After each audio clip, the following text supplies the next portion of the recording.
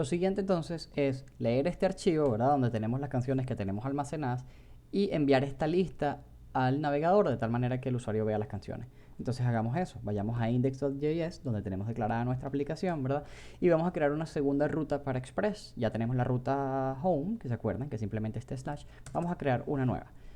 Aquí es cuando esto se llama un API. Un API expone, ¿verdad?, una cantidad de métodos que pueden ser llamados a través de HTTP, ¿ok?, que es el protocolo de la web, para pedir recursos. Entonces, aquí estamos declarando un API. Entonces, vamos a hacer lo siguiente. Llamamos de nuevo a app y vamos a llamar al método get. En el método get, en este caso, vamos a declarar que la ruta se llama canciones, ¿ok? De tal manera que cuando el navegador llame esta ruta, se ejecute esta función que estamos a punto de declarar, ¿ok? Entonces esta función recibe dos parámetros, ¿verdad?, que nos los envía Express. El primero es el request, ¿verdad?, que es la llamada. El segundo es lo que le vamos a enviar al navegador. Muy bien. Declaramos nuestra función y perfecto. Entonces, ¿qué tenemos que hacer? Bueno, tenemos que leer el archivo que declaramos. El archivo se llama canciones.js.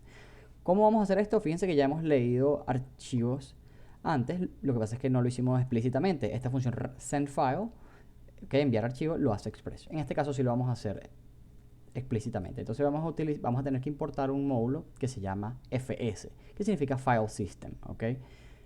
Entonces precisamente vamos a declarar eso aquí. Vamos a llamar aquí a require y vamos a importar el módulo FS. Este es un módulo interno en Node.js que nos permite acceder a los archivos de la computadora, ¿de acuerdo?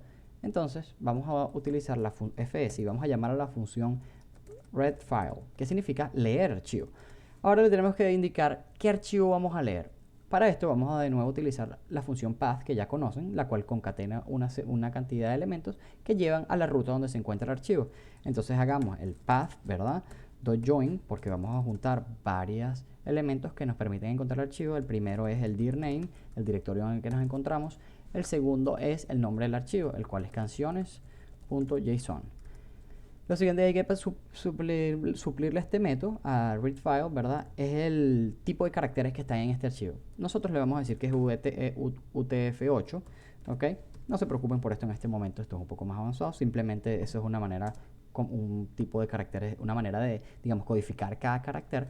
Y le pasamos una función, ¿verdad?, que esta función la va a ejecutar Node una vez que lea el archivo y nos lo va a suministrar. Entonces, el primer argumento que Node nos envía es un error. En caso de que hubo un error, este elemento va a contener información. Y si no hubo error, el segundo elemento va a ser las canciones, ¿ok?, que es el archivo que nos está enviando, digamos, el archivo leído en texto, ¿ok? Entonces abro aquí la función. Entonces, en este caso lo que vamos a hacer, vamos a chequear si hay un error, ¿de acuerdo? Y si hay un error, vamos a usar el comando throw. Esto simplemente, digamos, hace que se lance una excepción a la consola. Entonces, si ocurre un error en la consola, veríamos este error, ¿ok?, impreso. En caso de que no haya error, ¿verdad?, lo que hacemos entonces es le enviamos al browser la lista de las canciones. Entonces, vamos a tomar el parámetro res, que es lo que le vamos a enviar al browser, y vamos a ejecutar en este caso el método JSON. ¿Por qué? Porque vamos a enviarle JSON al browser. Vamos a utilizar el módulo JSON. Esto es un módulo de JavaScript que permite codificar y decodificar archivos JSON. En nuestro caso, estamos pasando de un archivo de texto, ¿verdad?, independientemente de que la terminación sea package.json, es un archivo de texto, el cual lo vamos a transformar en JSON para enviarlo al browser. Entonces vamos a hacer el método parse, porque estamos parseando, no estamos decodificando, ¿ok? Y le vamos a mandar las canciones. Muy bien, ya esto es suficiente. Voy a guardar el archivo y me voy a venir para el browser. Y fíjense lo que voy a ocurrir. En el browser voy a llamar, primero que nada, resetear la aplicación, ¿ok? Y voy a llamar a este nuevo endpoint que declaramos, el cual es canciones. Entonces, localhost 3000 / canciones. Y fíjense lo que tenemos.